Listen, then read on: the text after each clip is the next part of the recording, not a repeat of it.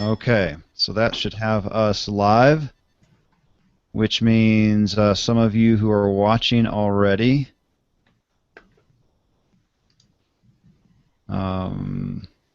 we are live. We're just getting our bells and whistles all ironed out here. Okay, let me put that in the comments. We just went live. There it goes. I'll keep the comments up there. Keep an eye on those. Here goes the Facebook post.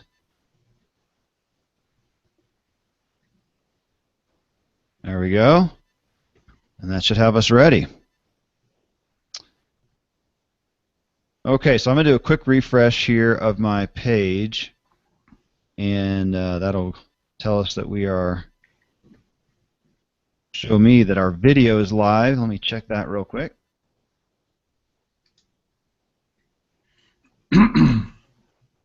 And get the comments rolling. Hey, thanks to all who are out there, and bear with us just for a moment. We got about a minute, and then we're good to go.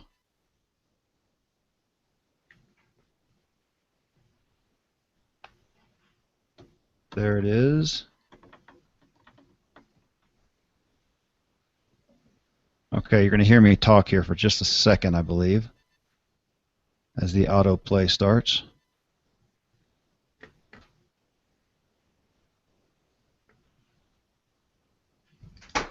It's trying to.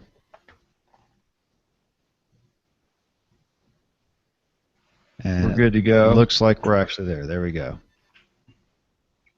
Okay, excellent. Well, Tom, I think we're right there. Perfect. You jump over here. All right. Here we go. Let me hit the record button, and we will roll. Welcome to episode 302 of The Ziggler Show. I'm your host, Kevin Miller, and today's title is The Responsibility to Influence. We're going to hear an incredible clip from Zig himself. Then Tom Ziggler and I will discuss influence. We asked a question, actually 3 questions, on Facebook about 17 hours ago, and we're just nearing 200 personal response, people actually giving commentary to what we asked. So we're going to discuss that. Of course, it's directly pulled out of this clip that we're going to talk about. So I'm really interested to dive into today's topic. Before we start, well, I'm talking to you from high up in the Rocky Mountains. Tom Ziggler is live with us from the Ziggler headquarters in Texas. Those of you who are watching, you can see him there. Tom, tell us something exciting. All right, Kevin. Well, I've got something exciting. We all know that this is January. This is the season of New Year's resolutions, and what we really want to do is we want to make those habits. So here's a quote for you. Your attitude is a reflection of your character, and your character is a reflection of your habits. Think about that. Whatever attitude you're exhibiting, it's a direct result of the habits that you're nurturing in your life. So if you want to be known as the go-to person with a great attitude, can-do, work ethic, somebody who's an encourager, somebody who makes things happen, what habits are you doing today to make that happen? So that's my exciting word for the day. Think about that. Your attitude is a reflection of your character, and your character is a reflection of your habits. That's exciting. It's also daunting, of course, and somewhat convicting, dramatically convicting, actually. Wow. Thank you, brother. Well, hey, so let's hear from your father and what he has to say on a couple topics that we are going to sum up into the aspect of influence and go again to these questions. I'll read the questions that we posted on Facebook that relate to this clip, and then we're going to talk about some aspects of that and read some of the actual comments from our Facebook fans. So here we go. Let's hear from Zig. I was going to start this thing with a little story I tell that doesn't knock your hair out. But I noticed several of you fellas have already heard it. So I certainly won't go into that at this particular moment. I'm going to start simply by saying this. Years and years and years ago, I was flying in on a plane, which is generally the way I fly. Seated next to an old boy, couldn't help but notice he had his wedding band on the index finger of his left hand. Well, I commented on it. I said, fella, I can't help but notice you got your wedding band there on the wrong finger. He said, yeah, I married the wrong woman. You know? Well, as I've been saying for years, I don't know if he married the wrong woman or not, but I do know that most people have a lot of wrong ideas about what the professional salesperson is, what they represent, what they do, and the contributions they make. So I'll start by reinforcing what Brian was talking about with some questions. How many of you really believe you sell a pretty good product? Can I see your hands, all right? How many of you believe you sell an extraordinarily good product? How many of you sell a product that solves a problem? Can I see your hand? How many of you believe that when you sell a product that solves a problem, you deserve a profit? Can I see your hand? How many of you believe if you sell two products that solve two problems, you deserve two profits? Can I see your hand? How many of you been selling as long as a year? Can I see your hand? How many of you have still got every dime you've ever earned in the profession of selling? Can I see your hands? How many of you have got customers that are still using and benefiting from what you sold them a year ago, 2 years ago, 10 years ago, even longer? Can I see your hand? All right. Then who's the big winner? The customer, all right? Then is a sales process something you do to somebody or something you do for somebody? Then why would you hesitate ever to be willing to do something nice for somebody else? Can I see your hand? Now, one of the things that happens to me periodically, somebody thinking they're paying me a compliment will say, you know, they tell me you could sell anything to anybody. I said, you have just described a con artist. A professional salesperson cannot and will not sell anything unless he clearly or she clearly understands that the customer is the big winner in the transaction. That's what the professional salesperson does. The message is very clear. Make certain the customer is the big winner if you're going to build a permanent sales career.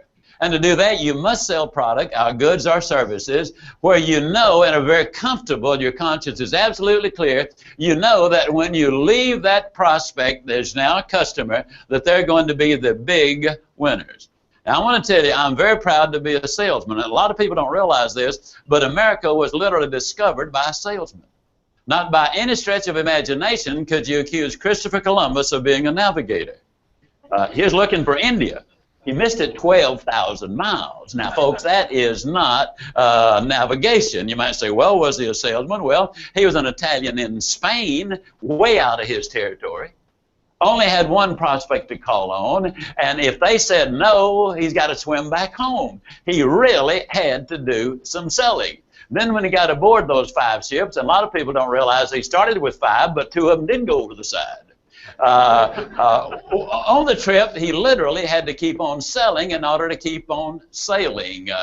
Not only that, but he had to make a sale before he even got aboard the ships, because Isabella and Ferdinand of Spain kept saying to him, Chris, price too high, can't afford it. You know, I mean, just can't buy it. We don't have any money, actually. And as I understand it, though this is not verbatim, and since I was not there, I can't say this with certainty, but what he said to them, he said, look, Izzy, for Isabella, I'm not certain as to say that's the term he used, but it says you got that string of beads around your neck. Why don't we take them down to the pawn shop, hock it, and finance the deal that way? Well, historically speaking, they literally had to make special arrangements in order to get there. We were discovered by a salesman. We were populated by a salesman. Sir Walter Raleigh toured the coffee houses of London, persuading those people to leave the security, quote, of their homeland to go into a foreign land where he had no guarantee on anything at all, and he sold, and because of that, he was able to bring people into America. We were freed by salesmen. George Washington, now I want you to consider this. How many of you are sales managers? Can I see your hands, please? All right. He had to do a super sales job. He said, look, what we're going to do, going to go to war against the most powerful nation on earth, big army, big navy. We're going to rebel, and we're going to fight those people. And I got to tell you, be completely honest, if we win this war, I'm not going to be able to pay you. Sorry about that. If we lose it, they're going to hang you to the highest tree. Now, if you sales managers sometimes think you have trouble recruiting, just think about George. I mean, now he really had to do a sales job. We were freed by a salesman. We were expanded our territory by a salesman, Lewis and Clark. You know, first 175 years after the people got here, we were still just on the verge of the Appalachian Mountains. Lewis and Clark studied what the British had done, so they set up trading posts manned by salespeople so that when they went westward, they could get the supplies that was necessary. So we were not only freed by a salesman, discovered by a salesman, populated by a salesman, and expanded by a salesperson, but today you as salespeople are completely responsible for goods and services you sell. Our whole economy depends on it. How many of you are required to have a little piece of paper that you write the order on when you when you go out and make a sale? Most everybody at one point or another has to use paper. Is that not true? Well, you see, that paper didn't start out as paper. It started out as a tree. Now, what had to happen, they had to go out in the woods, cut the tree down, and then haul it to the paper mill. Now, had you not made the sale, there'd been no need for that. In the paper mill, there are hundreds of people involved in manufacturing that tree and the paper. Well, you take part of your profits. You did make a profit. You go to the grocery store, and you buy a can of beans. And the grocer, in essence, said, look, if you're going to buy my beans, I got to get some more. He goes to the wholesaler and said, hey, need more beans. Wholesaler said, if you go buy my beans, I got to get some more. He goes to the cannon and said, need more beans. They said, if you're going to buy my beans, I got to get some more. Goes to the farmer and said, need more beans. Farmer said, if you're going to buy my beans, I got to raise some more. To do that, got to get a new tractor. The one I got's all worn out. He goes down to the implement dealer and said, hey, got to have a new tractor. Implement dealer said, man, if you're going to buy my tractor, I got to go to the factory and get another one because this is the last one I got. Go to the factory and they say, man, if you're going to do that, I got to bring in iron, plastic, steel, aluminum, lead, zinc, rubber, all of those things to manufacture that tractor. And every bit of that happened because one day you got out there and made a sale. And that's what you ought to tell people. Our economy is dependent on that. Now, since the economy is dependent on it, understand that your character is a critically important part of all of this. I'm not talking about making a sale. I'm talking about making a sale so you can make the next one, the next one, the next one, and the next one. That's why character is so important. All right, so much wealth in that relatively short 8.5 minute clip. So I'm going to pull a few things out. Tom, we'll do a little discussion here. I do want to hit, again, some of the questions real quick, even before I make some commentary here. I want to share with everybody who will be listening, the tens of thousands of people who will listen to this podcast later. The questions that we posted on Facebook are these 3 questions. Do you believe you can truly serve people if you don't have much influence with them? Number 2, is the ability to influence something you either have or don't? Or is it a skill you must learn?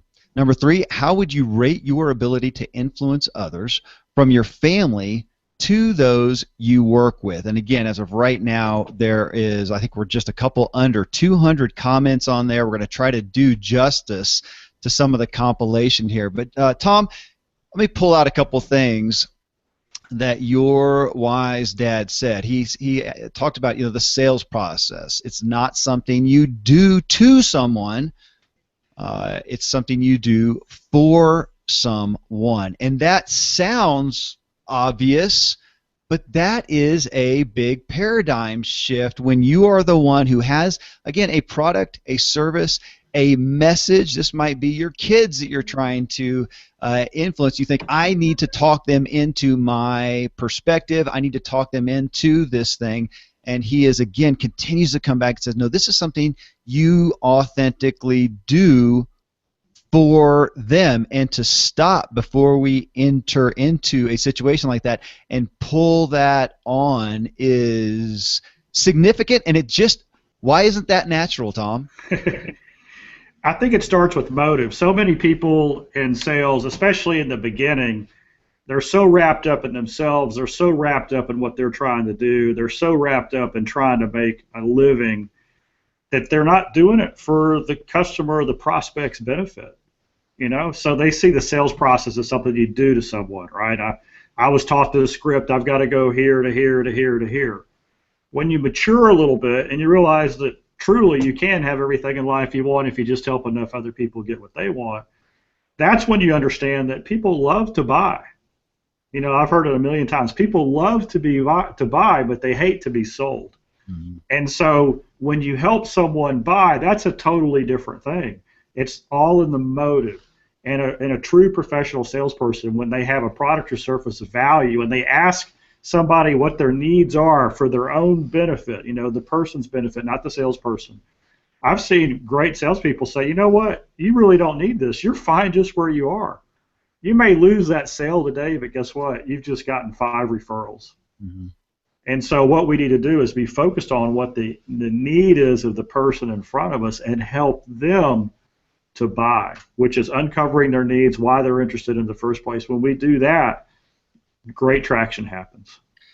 Absolutely, and I'm going to bring this home. As much as we are talking to people who may view themselves as being in sales, of course, as Ziggler teaches, everybody, you know, is in sales, and that's why we're talking about this word of influence. I mean, if I don't have influence, again, I'm going to take this to a personal relationship. If I don't have influence with my kids on the character traits I hope that they have, the bad habits I hope that they don't have, then it can be catastrophic. I mean, and to take that into his quote, if you believe your product, service, or message, or care, or love can fulfill a true need, can help somebody, it's your moral obligation to sell it. And that's why in this clip he says, why wouldn't you do something nice, you know, for somebody else? We all understand that, but if we do not have the skills, we may have the heart, the care, the intent, but then really just don't have some of the skill sets to influence, we miss out on a lot. And you know, in this clip again, he talks about salespeople are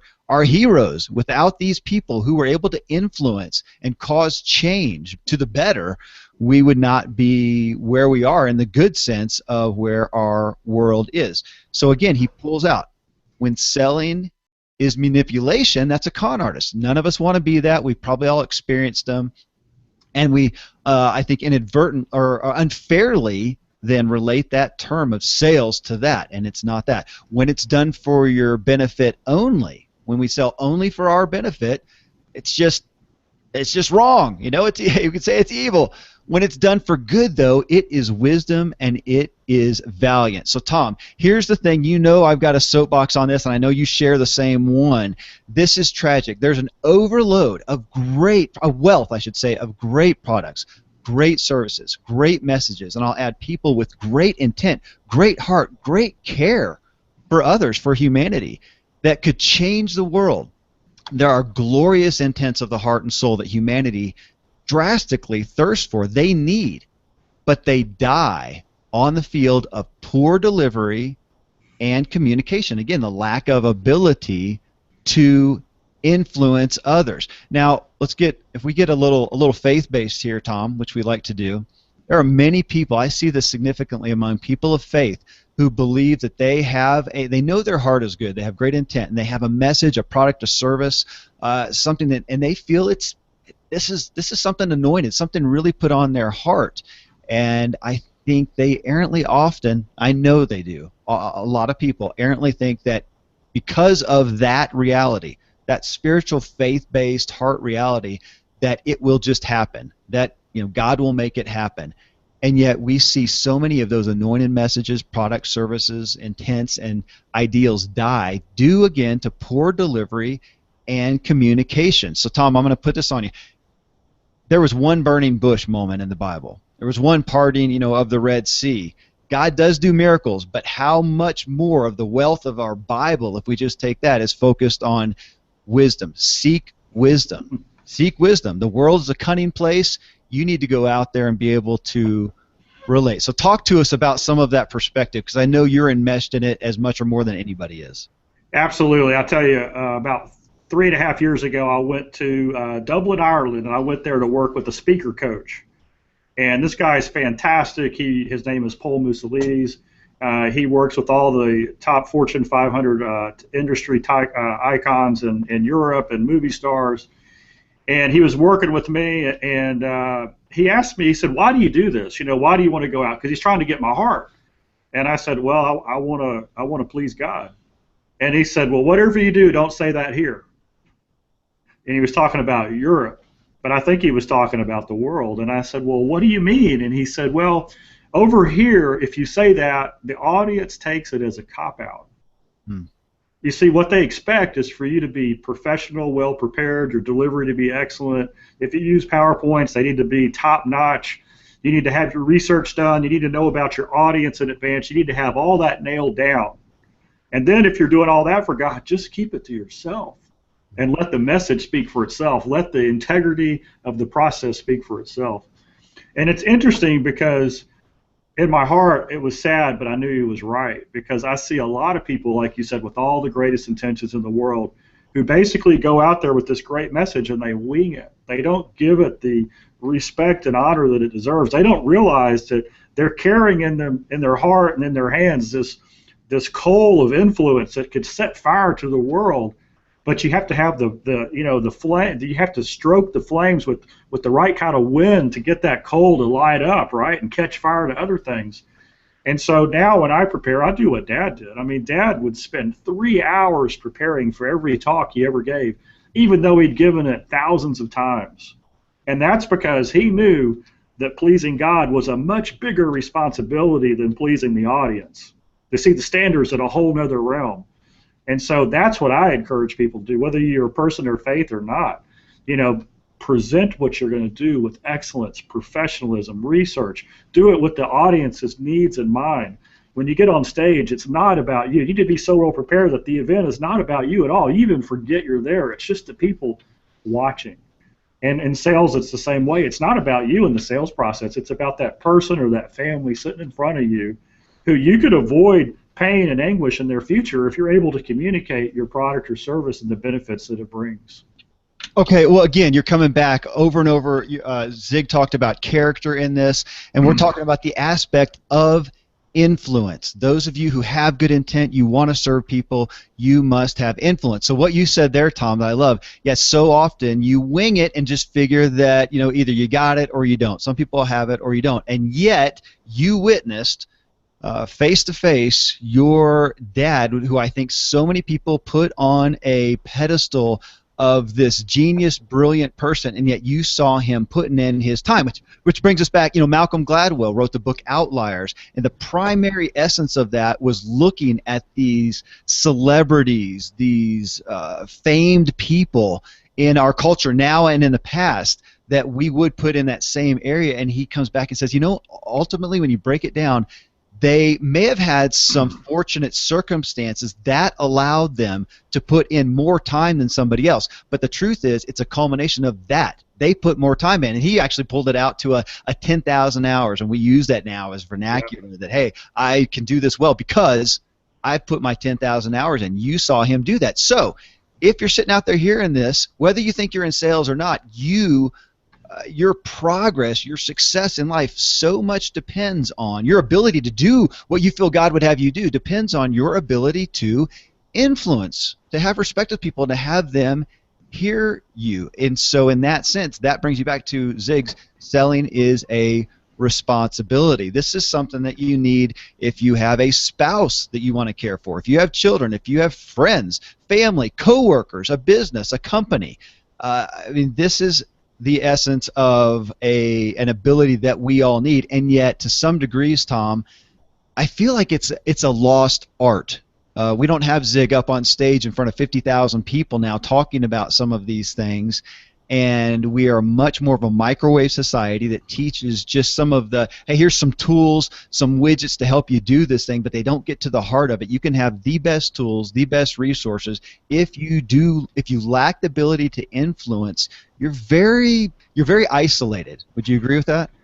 Absolutely. And all influence it's the ability to get someone else to take action.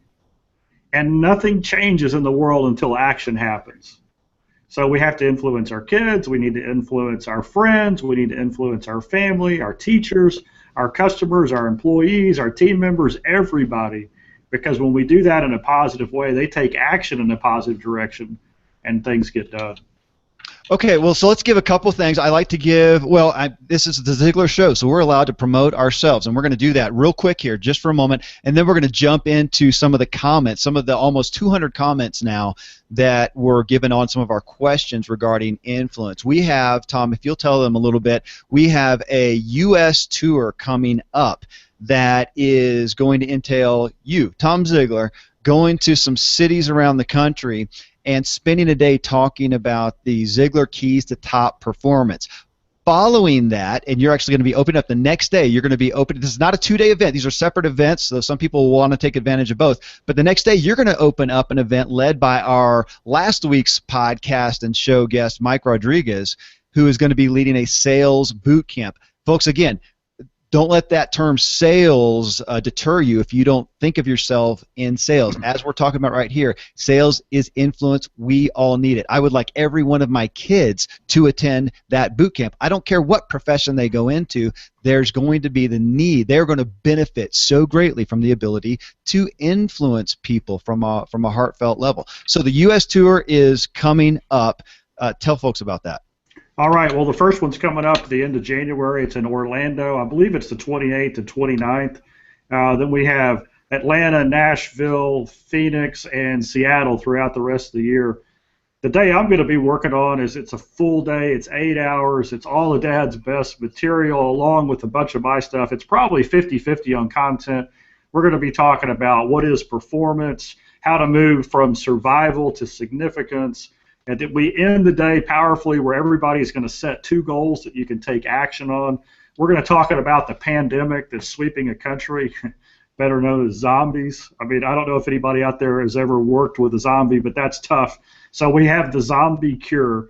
And these are just some of the things we're covering. Mike is going to be covering the Ziggler basics. It's a boot camp. So if you want to retune and get ready to sell more than you ever have in 2015, then this is the place you need to be. Or maybe you're in the service industry, maybe you're not directly in sales, but like Dad said this, he said everybody in business is in sales because no matter where we are a postcard, we are a billboard for what we represent. How we do that influences other people. I hope you could come and join us. It's going to be a lot of fun. Okay, and folks, again, just to be transparent on that, it's a $99 event. This is something that everybody can afford, and it is it's well worth. Again, anybody's.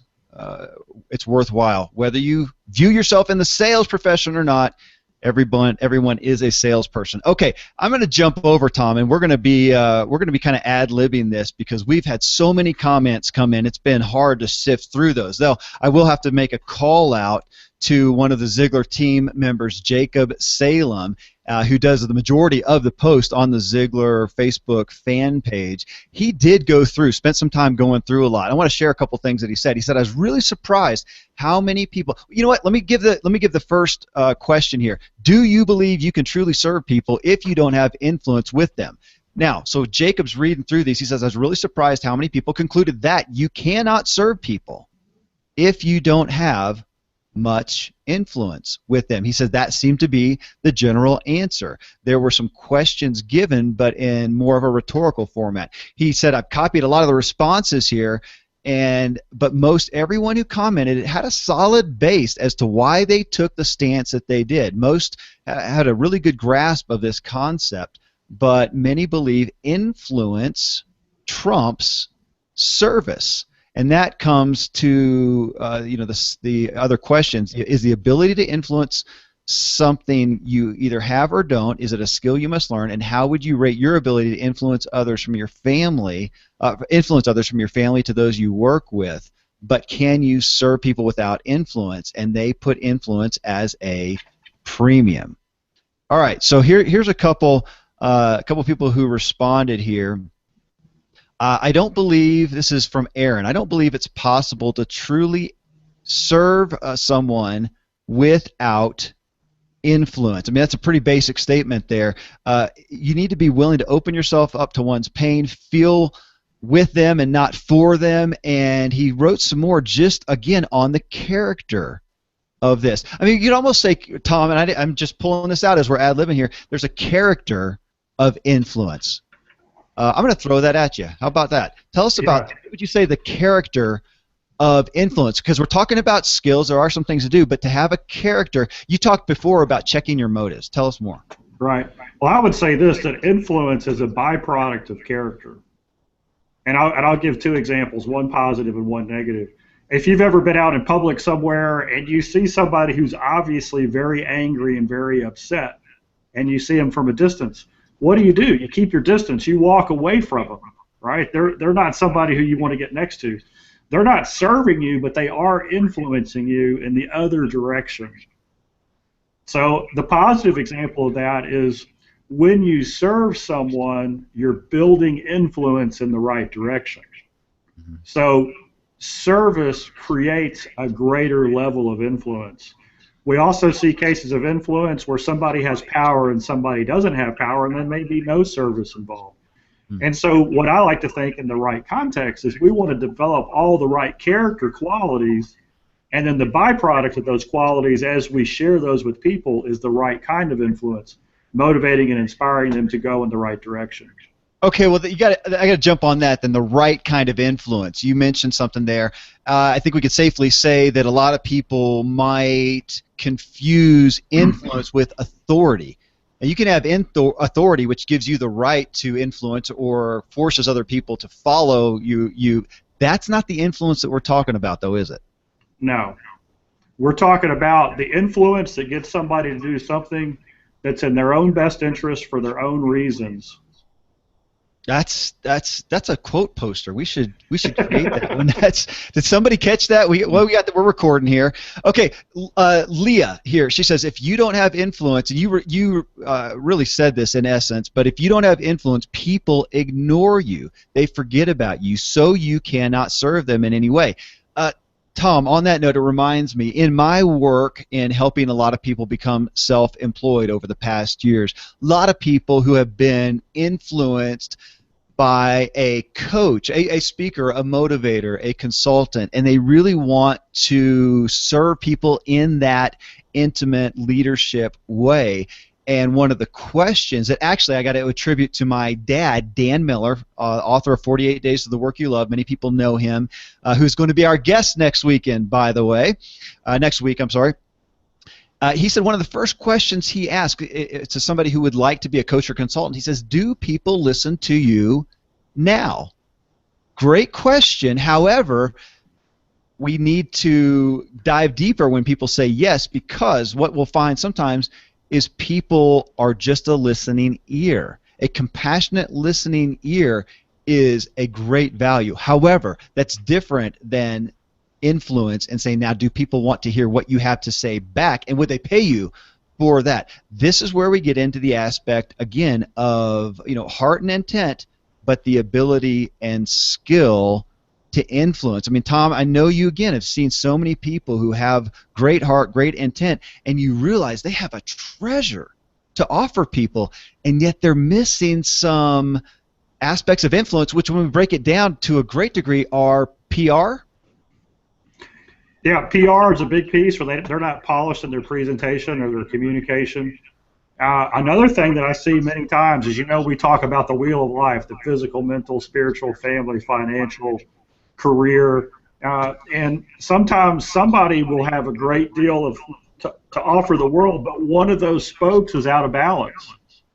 Like they might have a lot of wisdom on a particular category, but they weigh 400 pounds. And so people can't get past the messenger, right? So if I'm going to bring you wisdom, then I have to bring that wisdom to you in a package that makes sense to represent. So I also know people who are, have different capacities, and they do a great job of influence, and you think, how do they do that? It's because they've honed their message so specifically, and they know exactly what people want, and they deliver the things the way people want to receive them. I just finished reading the book, The 5 Love Languages. I read it again. It's great, and the whole message of the book really is that everybody has a certain language they love to hear. And people who have powerful influencing ability understand the language that people love to hear. And so how do we hone that in our own system? How do we hone that in our life? And it makes me think, I'd like to wrap up here in just a minute with giving people a couple tangible aspects of things that hurt your ability to influence, even just in a face-to-face personal circumstance, when we have good intent and yet the things that we do that hurt our ability to influence.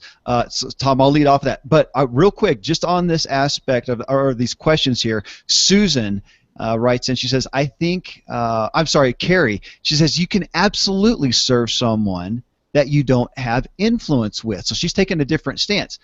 Let's talk about that real quick, because can I go to a soup kitchen and just serve? Can I volunteer in different roles and serve without having any influence?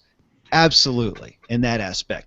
Let's clarify then, in this service that we're talking about is the ability, again, to bring somebody a message, product, service that we want to offer, that we think can help them, that we want to sell and make a profit from as well.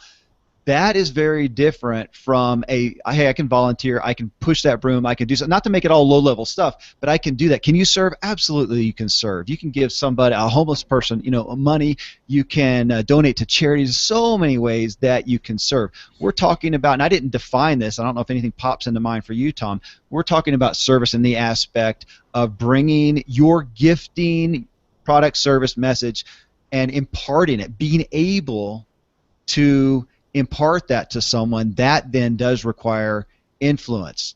Did I do that justice, Tom? Yep, you did. Okay. You got it. Okay.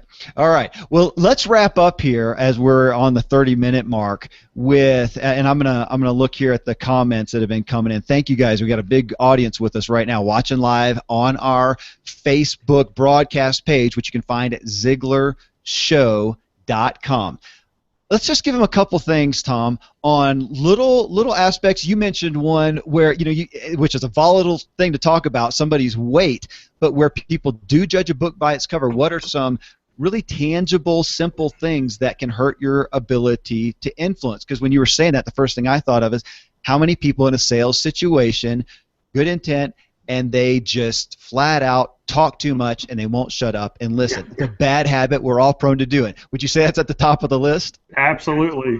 So we talk too much, we don't listen, that's number one. Number two is a lot of times we will criticize the competition, who we're selling against, and that is a big no-no. When we're negative about somebody else, that lowers who we are. There's no way to win with the competition by cutting them down. Our whole, and it's not just weight, it's mainly just your appearance. Are you professional? Are you representing the brand that you're trying to influence? Would that person want to be like you, right? Because people buy you first, so will they want to be like you? In our presentation skills training, we help people to make that good first introduction. We step up with confidence, we have our remarks prepared, we know how to start strong. Those all have a big impact on how we're able to influence as we build the relationship.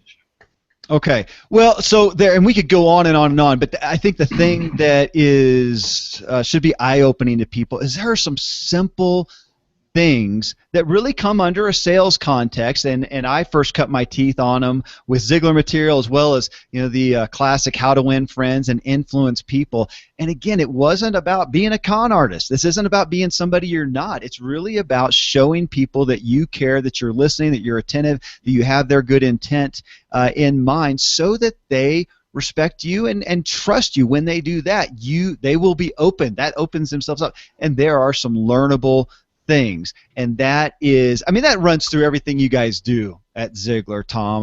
From the Ziggler Legacy Certification, which is a huge thing, to the Sales Boot Camp, to your Keys to Top Performance, to the products and services that are books and CDs that are sold, at Ziggler. That runs through everything. And if we can impart something to you all listening right now, Tom, I feel like it would be that you can learn these things that will give you, it will increase your ability to help and serve others and progress in your personal life. You just have to not be prouder than Zig himself was and put your time in.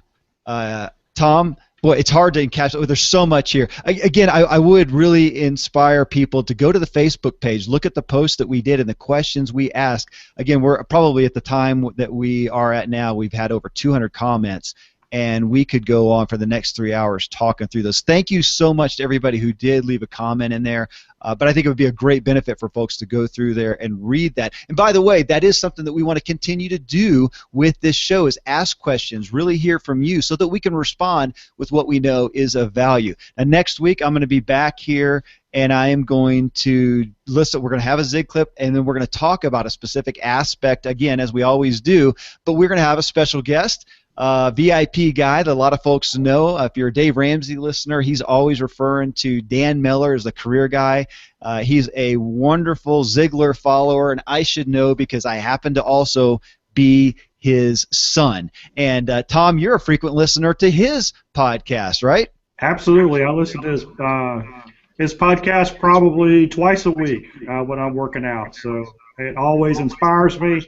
And the thing is it's so simple, so basic, and yet I learn something every time. It's just an amazing thing. Well, awesome. Okay, well, Tom, always a gift to do this with you, brother. Thank you. Thanks for your heart, your insight. And, folks, do yourself a favor.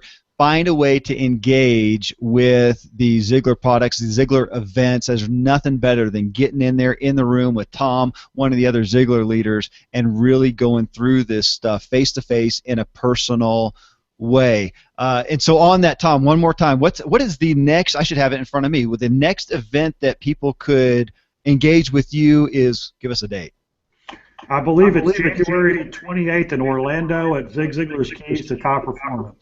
Okay, and you can find everything at Ziggler.com. Go to the website. You can find things on the events page there. Though, again, if you're not on our email list, we let you know everything there, which you can actually find at the show page, the ZigglerShow.com page. Go there, and there's a little green button, sign up for the reminders, and it'll just grab your email off your Facebook profile. So it's a one-click and you're done, and we can keep in contact with you. That email address we keep private, of course, and we try not to wear you out, just let you know things that we're doing here and how we can help you.